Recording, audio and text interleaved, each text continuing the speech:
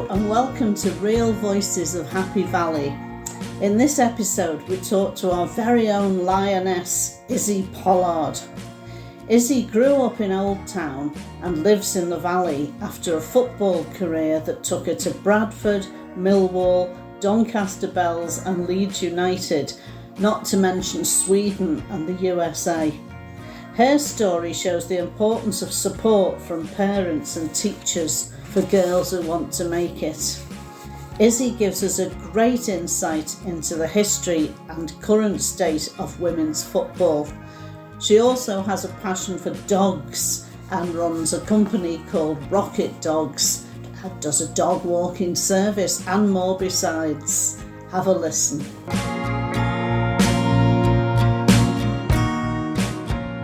In a very exciting week, we're sitting here with our very own Lioness, which makes me personally quite excited. Issy Pollard. So, you were very excited about the Euros. Unbelievable. What a fantastic success that was, wasn't it? Yeah, again. Yeah, I went down to the last one. I went to watch the final. I took my nephew with me, and I said then, this is probably the most amazing moment of my life, being at Wembley watching him win that trophy on home soil. Yeah. So to see him doing it again. Well, halfway across Europe. Yeah, incredible. Fantastic. Absolutely incredible. Yeah. So you obviously were a footballer. Do you still play, by the way? No, in my head I think I can play. But my body's got other answers to that. But I did play. I used to go training with a team in Halifax maybe a couple of years ago. But like the day after was just awful. You know, going shuffling down the stairs and sideways because my legs were aching. But yeah, I believe I can still do it. Good for you. You have to believe that. You have to believe that. I'm still stiff from playing 6-a-side last night. Oh, I can imagine. Yeah. Well, now he's mad. Yeah. So we're talking about what stuff you do outside football, but football's a sort of obsession with me anyway. So you started playing in your early teens, mid-teens? Yeah, I mean, I think I could play before I could walk. I used to drag my dad down into the garden just to play. My poor dad's knees were wrecked. And played at Old Town Junior School. Playing in the yard. I just happened to be really good at it. I don't know how or where. I think my great granddad was a football player. But certainly my dad and my mum, there was no football genes whatsoever. Oh, right. But I remember my mum phoning up the headmaster at Old Town School, it was called Bryson Hall, asking if I could play in the team. And I've got such a vivid memory now of, the little stools that you got when you were at junior school, tiny little seats that you used to sit on. And he came and he sort of knelt down beside me and he said, your mum's just been on the phone and of course you can play. So that, that's and it nice. was, and I'll never forget that moment. And the fact that it stayed in my mind, 40 plus years later, that I've still got that vivid memory of him being really sort of like accepting and progressive. That's fantastic because, the current Lionesses over the last few years have been sort of campaigning to ensure girls could play football. Yeah, certainly. Like the last one, I think it was Ian Wright saying, after we'd won it, if every girl in this country doesn't have the opportunity to be able to play, then we're doing something wrong. And I think there's been a massive shift since then. Yeah. I think it's become more competitive, but I think in terms of like opportunity, it's developed massively. Yeah. Well, after the game the other day on the news, following day, obviously they're interviewing little girls. Yeah. What do you think about this? And one girl, she looked about 10 or so, and she said, "I've heard people say that football's for boys, but we all play." And sort of looked around, loads of girls in the field, and said, "But the boys never win anything, the girls keep winning." That's what I like to hear. And that's her experience of football. That's fantastic. And, that's the shift, isn't it? That's the change that we've seen. Gone are the days where soccer camps used to be just full of lads playing. Because I went to the States, like late 90s, to coach out there. And the difference out there, because it was all girls on the camps, because it's always been a massive sport in the States for girls, as we know. and the boys were more into sort of like baseball, basketball, American football. It wasn't their game. It's not a male game out there. It's a women's game. So for me to go over from here in the 90s to see, you know, the masses of girls that were good and capable, I just thought, I was just thinking, I hope it gets to that point in this country. Yeah. And it has. It was certainly definitely going that way. Yeah. So your own career then, you played for England quite early on. Yeah, my mum ended up, it was the WFA that ran women's football back then. Yeah. Obviously before the males FA took over. And my mum got in touch with them. I think they were based in Manchester and got me a list of teams sort of local. And Bradford City was the team that was nearest. So as a young kid, maybe 11 or 12, I ended up going there. But there was obviously no youth football there. So there was no like U16s, U18s. You know, it was straight into the senior. So I went there, did my development at Bradford City for about 4 years, and then I moved to a team called Bronte that were based like Saltaire, Shipley. And it was there that I got my call up for England at 16. Fantastic. Wow. Yeah. And Bronte, obviously I've been reading a little bit. Yeah. Bronte got promoted to the National League. Yeah, we did. We did. Was that your first year there? Yeah, and there was a few of us. It was kind of like bordering England. Sammy Britton was a prolific England international. Becky Lonergan, Chantal Woodhead. We all went there, and then we got relegated the next year. So it was kind of like, I need to move. You know, as much as I love being with Bronte and love playing in a northern club, I've met that many girls away with the England camps who gave me opportunities to move. So at 16, much to my mum and dad's dismay, I moved to London. Oh, wow. I know, and I look at kids at 16 now and I just think, oh my God, what a massive move that must have been for me. Yes. But I did it because I just wanted to follow my dreams. They were really supportive. I went to Millwall Lionesses. They, you know, they got me a job sorted out, and I stayed with like a family as well, a host family, which was amazing. And stayed down there for a couple of years, and it was fantastic. Really good experience. Right, that's good. And what position were you playing? Centre back, but pretty versatile. I could play sort of centre midfield for club or right back. But for England, I was always a centre back. These are all my positions. Because I was good in the air. I don't see it as much in today's game. You know, the aerial battles and the aerial duels, and that was one of my strengths. Was you know, like aerial ability. But yeah, so I went to Millwall and then obviously got my opportunity in Sweden. Yes. What level of football were you playing in Sweden? It was Division 2, but it was, for me, it wasn't really about the division. It was more about the opportunity to go and experience a different culture, a different style of football. And I did that, and it was fantastic because it's always, Swedish football's always been good, and it still maintains that, you know, an incredible standard. And yeah, I had a great season there. It was beautiful. Not got huge memories, but I know we flew to Stockholm, and then we had to get like a little propeller plane up to Umeå, and then I had like another 2.5 hour drive north. Oh, wow.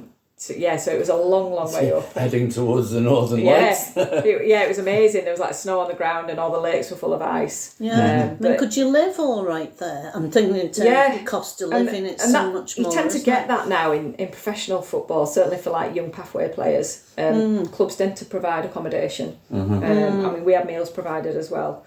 And that's kind of a bit of a standard now. They do provide accommodation. Because there wasn't much by way of wages, actually, for playing. No, it wasn't. It was survivable. Yeah. I'd say that. But you could live. Yeah. So the clubs would help you out with somewhere to live and food and exactly. maybe a job along play the as way. much professional football as you can. Fantastic. Because I'm aware that, you know, Sweden have always, again, a bit like the States, I think. Yeah. It's always been so big on women's football. Yeah, certainly Europe, Denmark and Norway, like certainly in the 90s and noughties, they were like really up there. That's right. Well, didn't Sweden win the first Euro? But they've always been a very sort of like physicality-wise, Denmark. And we still, you know, we've got a hell of a lot of Norwegian players, Danish players and Swedish players in this country now playing top levels. My main team was Everton. And the Everton women's team is nearly all Scandinavian. Exactly. That's And I think the coach is, isn't he? Yeah, The head he's coach. Danish. So he's got a hell of a lot of contacts. And But he attracts sort of women to play for Everton now because the languages are similar enough apparently. Yeah. And to be honest, obviously I work as I'm not an agent, but I work with an agent now as a football consultant. So, it's an important factor that English is spoken. Certainly for all our players that are going into these foreign countries, and it is because a hell of a lot of head coaches that are working in Europe and globally are English coaches anyway. Really? Yeah. I didn't realise that. Don't get me wrong, there's a lot of European coaches, but English is kind of like widely spoken. Right. Oh, that's quite convenient. Yeah.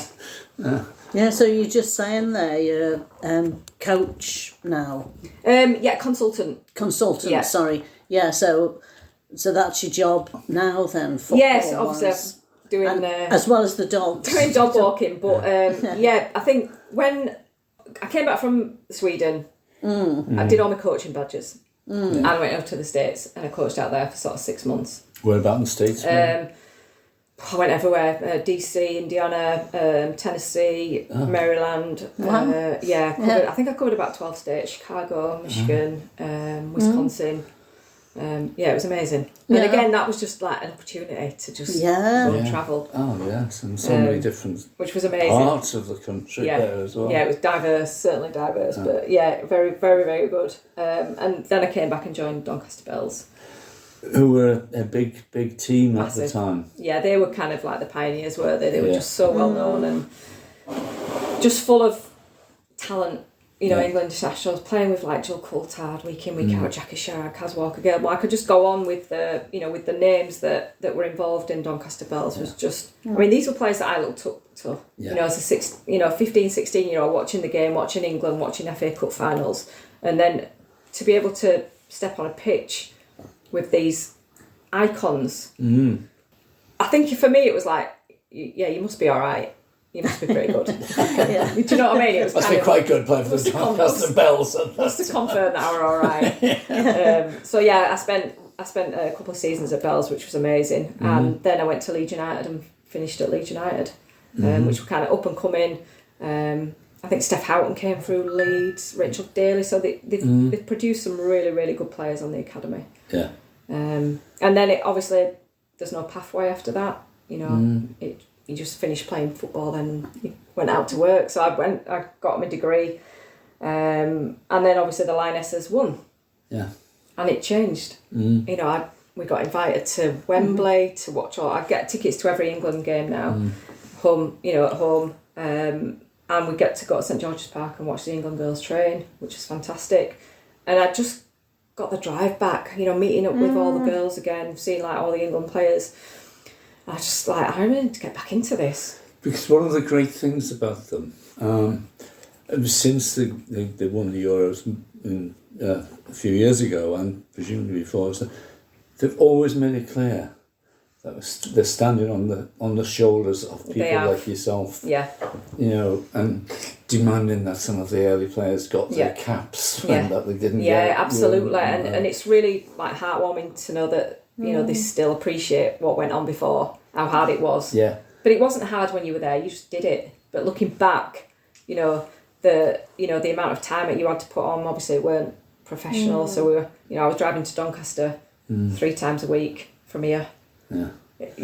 Well, there's loads of stories of Jill Scott hitchhiking from Sunderland down to Everton. I know, it's keeping on somebody's couch. And that's what's nice about Jill, isn't it? Because she's gone through so many different sort of generations of it. When it was really tough and we had to, fight to get a little bit of petrol money. And then she was luckily in it when it turned professional, and her game just kind of the trajectory was incredible. The player I'm so pleased that she got on as a substitute in the final last time. She's just amazing, isn't she? It's a fantastic way for her to more or less end her career. Exactly. exactly. She owns a cafe in Manchester, not in the trendy bits like the northern quarter, but in Northenden, which is, working class part of Manchester. And our daughter watched the game in there. Oh, really? Yeah. Fantastic. She lives in Manchester. Yeah. Brilliant. Yeah. She watched the game in Jill Scott's cafe. Amazing. The atmosphere was fantastic. Oh, yeah. Absolutely brilliant. And I still played with, like playing against Farah. She was at Everton a long time, wasn't she? Yeah. And Rachel Unit was obviously the most capped left back, I think, or she was a left back for England. So, to end of my career, I was kind of. Shelley runs the cafe or owns the cafe with Jill Scott. That's Rachel's sister. Oh, right. Yeah. Okay, yeah. Yeah, so it was. It's incredible what Jill's done, just and what she's still continuing to do. Yeah. And still mentioning like legacy players, and we all got a cap. Every player that played for England. I think I'm 96. So it was just amazing going down and getting that. Jill was down there when we that got recognition. that. Yeah, absolutely. Yeah. Yeah, because I mean another story. I think it was Rachel Brown saying that played in an FA Cup final for Everton, and they were in a pub in Liverpool afterwards. And she said, "It's in Liverpool. Half the people in there at least must have been Everton supporters, and they didn't know we just played in an FA Cup final." Do you know what she is? I remember because I used to go training with Everton because my mum was at Everton and Sammy was playing for Everton at the time. And I used to go training sometimes with him, and we used to have like parties, and Brownie was always there because she was so young then. She was like a 16-year-old, but her mum and her dad were so supportive, and her mum and dad were really involved with like a career all the way through. And her mum used to come to all the crazy parties that we used to have, like to accompany Brownie to make sure she was safe, because she's only from Burnley, isn't she? Is Brownie. So I used to go over to her house quite a bit. And she's such a top girl. Yeah, absolutely. Now, post playing football, you said that you're a consultant. Yeah, but I've been so busy. Like I said, I wanted to get back into the game. So I spoke to a lot of people at the FA, and they're really kind of supportive of former players that wanted to progress or do other things. I spoke to one of the fellas at the FA, and he was like, "What do you want to do?" So I wanted to do scouting. So I did the FA Talent Level 1, and Julie and I got invited to do the Level 2 down at, I think it was at St George's Park, which was amazing. So I've got the FA Talent ID Level 2. I did some online courses as well. And I scout for Hearts now, who are in the Scottish Women's Premier League. Right. So I do scout for them. And I do some work for Rebirth Soccer in the women's. So they've got 3 parts of the business. So they do elite academy tours. So last year I went out to British Columbia with Aston Villa under 21s. Oh, wow. Women. Yeah, so I spent 10 days out there with them. And this year Arsenal are out there currently. In Kamloops on the International Festival, and they also do the men's side as well. So Nottingham Forest are out in British Columbia now, and Wrexham went out to Halifax, Nova Scotia about 3 weeks ago. So that was massive because obviously Netflix has gone crazy with Wrexham, hasn't it? Yeah. And Yes, that's right. Ryan Reynolds is from Canada as well, so it fitted in quite nicely. So they do elite academy tours. They also do scholarships to Canada for elite football players, male and female.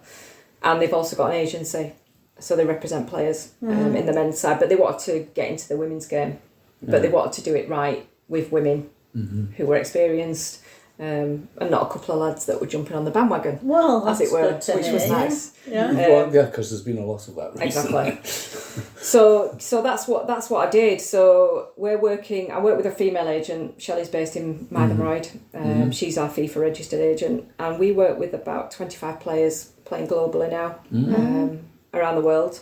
So we've got a player at Calgary in the new Northern Super League in Canada, a player at Toronto. We went out to Toronto to see them both maybe a couple of months ago, Shelley and I.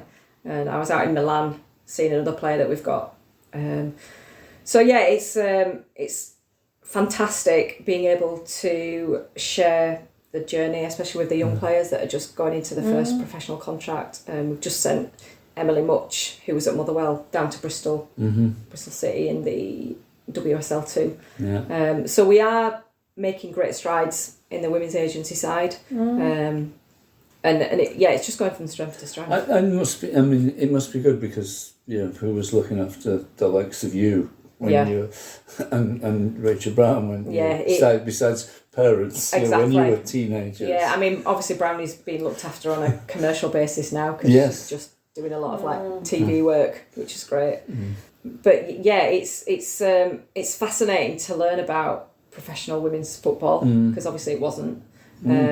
So I feel quite experienced, and it's been a learning curve for me to see how countries operate, how clubs operate, in terms of the packages that they can give to young professional footballers on the journey. It's absolutely fantastic. And they look after the teams as well, don't they? When you look at the Lionesses and Serena, she's like their mum. Well, a few of them have said that. Yeah, and looks after But them Serena was a player, wasn't she? So Serena obviously played for the Netherlands, and I was speaking to Sammy, who was one of my friends. She's a Lioness, former Lioness, and she remembers playing against Serena. All them years ago, and because she was a PE teacher, I think. Yes, she was. Serena. And look at her now. And it's all the things that they've realised now that like women's feet are different from men's feet. So you need different football boots. Exactly. Mustn't have been thought about when you were. No, I mean we've kind of like got a good relationship with a company called Ida, and they create women's specific football boots. Gone off the days when you just had to sort of get the lads' shirts and well, this is another thing. I mean, even like playing for obviously playing for Legion Out, so we get like the hand-me-downs of like the first team, so they were like triple XL tops and shorts. You get all the blokes' shirts to play and even oh my god, we were just like. The shirt was flying behind us when we were playing.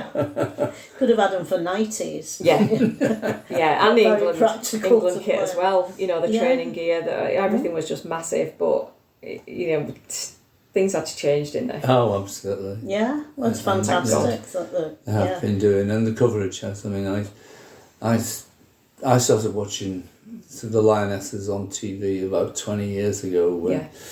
It was only the internationals. You didn't even hear about league games. No, I think the only thing was on was like FA Cup final. That's right. That's all it used to be. And often then it was on BBC Three or some obscure channel. Yeah, it was.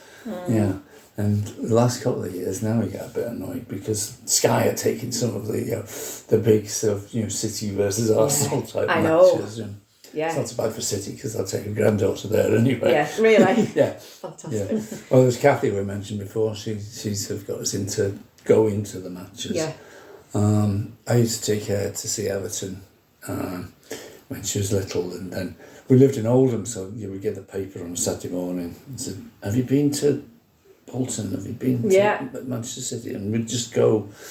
Yeah, and it was in the days, when, for most of the grounds, if you'd lift the child over the turnstile, you didn't have to pay for them.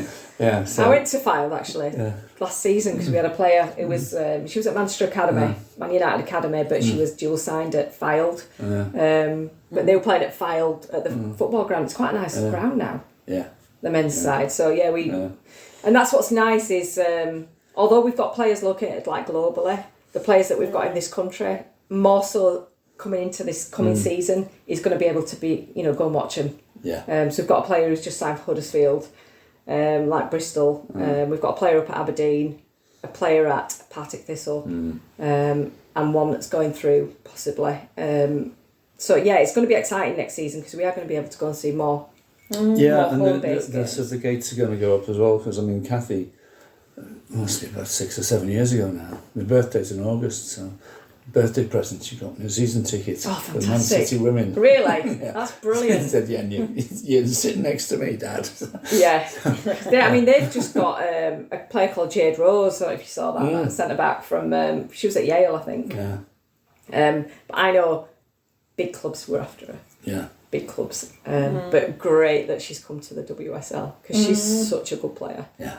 It'll be exciting to watch her. Yes. So you're going to have the excitement of watching some of these young girls that you're looking at now. Yeah. Hopefully playing international football. But it's so... I mean, the standards are incredible. Now how to be able to even play like WSL 2 even like Division 1 North and South, like Tier 3. I mean, it's fantastic, but it's tough. It's tough for these young players that really kind of like see that career and see the bright lights and stuff. You know, and for us to see the levels that's required, certainly in this country, it's, you know... Yeah. Because I remember, you know, like years gone by, you'll know, like Manchester United Academy or Arsenal Academy, even sort of like Blackpool, you know, you've got a retained and release list. So they'll do their academy and they'll work out who they're keeping on as a professional and who they're letting go. And that's what's happening now in the women's game. So they've got these huge academies and the released lists. Yes. All these players that, you know, thought, I've got this deal now, I'm at the academy, I'm at Arsenal Academy, I'm going to make it. Yeah, they think they've made it. And it's like... It's tough. You just got to go for it. You have, and I think what is good is that these players have got agents now, and that if you know, if it might not be in this country, but it could be in somewhere else, that there are opportunities. And like you've shown, opportunities to go and see other cultures as well. Exactly, go and experience it. That's what I say to players now. Just enjoy it. Oh, that's fantastic. Now, on top of all that, yes, I must ask you about the dogs. Yes, you're quite clearly a dog lover. Yeah. Anyway. Yeah. And it's Rocket Dogz, isn't it? It is. Tell us about that. Yeah. Yeah. So I was working at Calrec in Hebden, which was great, and I just thought I need to see more daylight. I need to change my lifestyle somehow. It was a friend of mine who's got Hot Dog Walks, kind of gave me an opportunity to go on board, see what I thought of it, and I loved it. And I created Rocket Dogz, and I've been doing it, I'd say 7 or 8 years. And I like the fact that it's in my control, especially now that I'm doing the football stuff, that I can work till 2 and then do my football stuff after. So I love Rocket Dogz. I mean, I've had dogs with me 7 or 8 years now. Downside, you get really attached. You know, they're all my babies, and you know. So how does it work? Do you come and pick the dogs up from their houses? Yeah. So I've probably got keys to most houses in Talbot. So I have like 2 walks a day.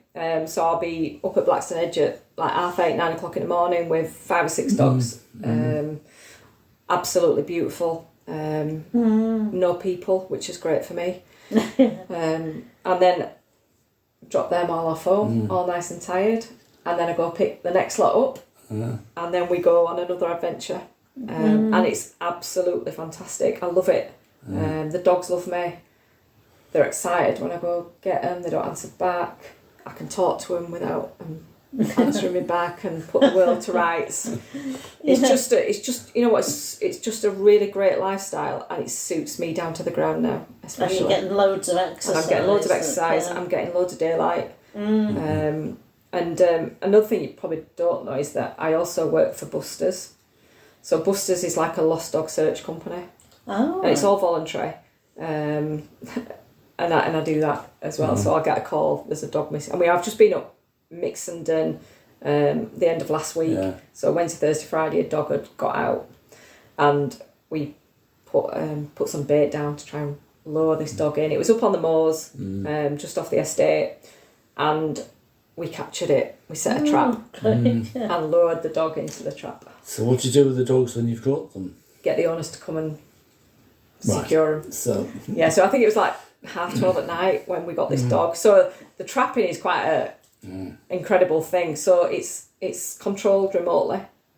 So Viv, who's like our boss at Busters, so she's got like a Ring doorbell thing. So it's watching all the time. So when it pings and she gets an alert, this dog's going in. And it's a big trap, so it's kind of like the dog. We've got enough time for the dog to get in, shut the door so the dog can't race back out again. It's got plenty of space in there. So she does it remotely, shuts the trap, and it's like who's nearest, because obviously we don't want that dog to stay in that trap for long. And that's what we do. Went out with a friend. You can use new technology to help. Well, we did a fundraising event, Gemma, myself and Lily. We did a walk. We did about a 6-hour walk to raise money for like a thermal scope, because it saves leg work. So we just get this scope out. It's like being on a Call of Duty, like a PlayStation game or something. And it's an absolute godsend. So that it's a really big part of my life is Busters. It's great. Yeah. So you take them back to the owner. Do you give the owner any friendly advice on how to look after the dog? Don't let it off. And a lot of them. We had one in Halifax that was running for about 2.5 weeks. It was a rescue. Wow. It was a street dog, so it was fine. The dog's having a great time. Picking food up here, there and everywhere. Everyone's leaving food down for it. So it was a survivor. Oh. And we ended up trapping that. But yeah, it's fulfilling to be able to hand the dogs back to the owners. And it's all voluntary, so it's just dependent on sort of like contribution from... Obviously, when, if you've lost your dog and, a company gets the dog back, you want to give them... It's like, what, can I give you some money? Can I give a donation? So that's what we completely rely upon, is doing that. That's excellent. Okay, well, thanks a lot. It's been a pleasure. Great to have an actual lioness down the Yes, I know. We're starstruck. Yes.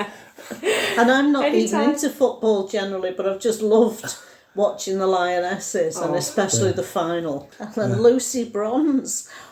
She's tough as nails, Unbelievable, isn't she?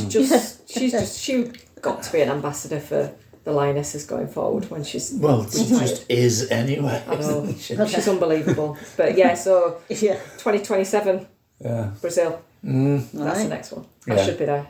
Yes. I've got an invite already, so... Brilliant. Right, well, I can't see you not going. No. Well, remember who your friends I are. better start saving.